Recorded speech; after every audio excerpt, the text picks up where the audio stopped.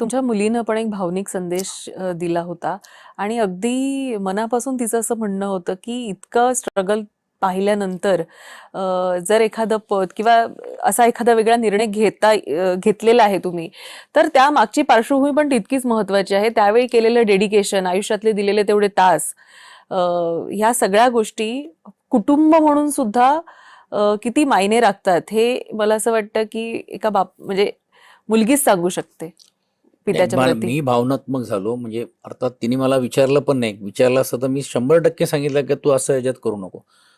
तिचा राग किंवा काय ते सोशल मीडियामध्ये जे पेट ट्रोलर्स असतात, आता दोन्ही बाजूले हे सर्व करणारी लोक कोण असतात काय असं मला माहिती आहे.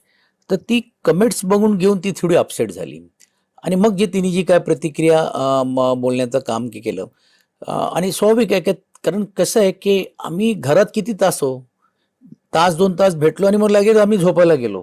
तिने ती दिवस बघितलेले कोविडमध्ये माझे भले आणि ती लहानाची मोठी माझी झाली. ती असेल, किरण असेल माझी मुलगी, जिचं आता लग्न झालेलं आहे हेमल बरोबर. माझ्या मिसेस असतील, विशेषतः ऐश्वर्या आता जी आहे ती आहेत. ह्या सर्वांनी समोर बघितलेत की माझा त्याग काय आणि त्यांना स्वाभाविक आहे ती चीड निर्माण होते की आमचे वडील यांनी आमच्यापेक्षा जास्त समाजाला वेळ दिलं. तुमच्यावर राहण्याचं काम केलं. म्हणजे तुम्हाला आता बोलायला हरकत नाही. लोकसभेच्या निवडणुकीमध्ये मी 4 लोकसभा कव्हर करतो एका वेळी.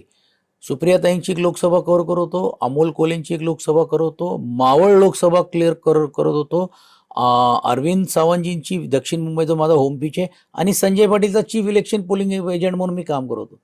5 विधानसभा एका व्यक्तीने कव्हर करून वन हँडेडली, सिंगल हँडेडली. आपण त्या खासदारांना पण म्हणू शकता, सुप्रियाताई आणि अमोलजींना पक्षाचा प्रतिनिधी म्हणून, पण मावळ तालुका, मावळ लोकसभा अरविंद सावंतजींचा पण कोऑर्डिनेशन म्हणून होतो आणि संजय पाटील केलं. मला वर्टिको झालं.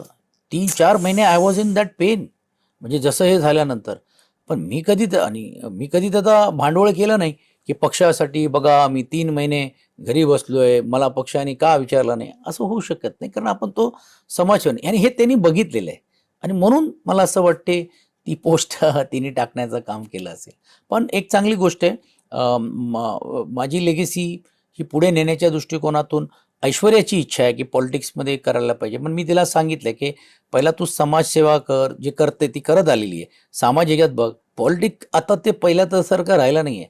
सचिन तेंडुलकरचा मुलगा सचिन तेंडुलकर होऊ शकत नाही, तसं सचिन अहिरची मुलगी सचिन अहिरच होऊ शकत नाही. तिला तिची आयडेंटिटी करावी लागेल आणि मला एक गोष्टीचा आनंद आहे की ती सुरुवात तिने केलेली मी पाहताना पाहिलेली आणि खूप ॲग्रेसिव्हली तिला इच्छा आहे की नाही ह्याच्यामध्ये मला करायचं. आणि म्हणून मी लहानपणी असताना लोक तिला विचारले तुला करिअरमध्ये काय बनायचं आहे, तर मला काहीतरी वडिलांपेक्षा मोठा बनायचं आहे. पण आताचा पॉलिटिक्स तुम्ही बघितलं आहे की डायनेस्टिक पॉलिटिक्स राहिले नाही आहे. पण देवाच्या कृपेने पुढे कुठे ना कुठेतरी देखील ती परंपरा पुढे चालवेल अशी अपेक्षा आहे.